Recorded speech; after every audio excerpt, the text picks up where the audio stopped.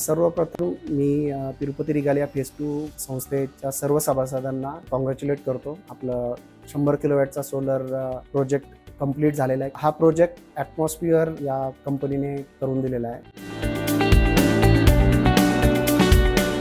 माझं नाव अनिल शेलार. मी मॅनेजमेंट कमिटीचा सदस्य आहे. तिरुपती रिगालिया फेज 2 धानुरीमध्ये सोसायटी आहे आमची. जेव्हा आम्ही सगळे शिफ्ट झालो त्याच्यानंतर 1-2 महिन्यात असं लक्षात आलं की आपलं लाईट बिल जे आहे जवळजवळ 3.5 लाखाच्या आसपास येत आहे.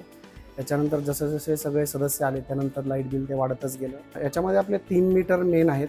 ज्याच्यामध्ये 2 लिफ्टसाठी आणि लाईटसाठी आहेत.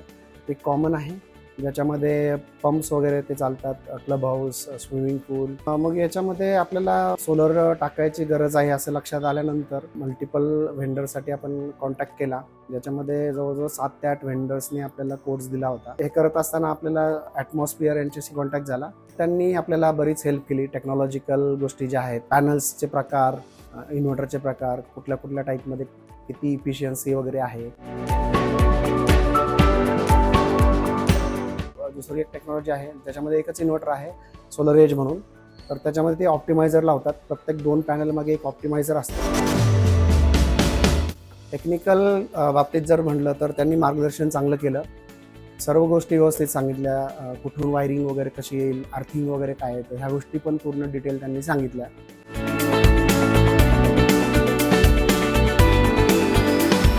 आणि याच्यामध्ये सबसिडीचं असं आहे की सबसिडी 1 किलोवॅट मागे 18,000 रुपये आणि टोटल प्रोजेक्टची 18 लाख रुपये अशी सबसिडी आहे. ॲटमॉस्फिअर यांनी जे वॉकवे वगैरे बनवलेले आहेत क्लिनिंगसाठी, तिथे जाऊन काम करता येईल. आठवड्यातून एकदा सगळे पॅनल क्लीन झाले पाहिजेत. त्याच्यामध्ये मॉपिंग वगैरे होईल.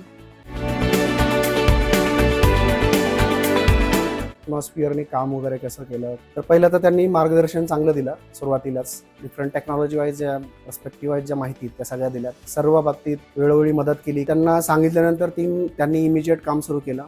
त्यांच्या ज्या टाईमलाईन होत्या त्या टाईमलाईन पण पूर्ण पाळल्या. 8 ते 10 दिवस आधीच काम कंप्लीट झालं याचं. ॲटमॉस्फिअर यांना सर्वांना थँक्यू बोलतो.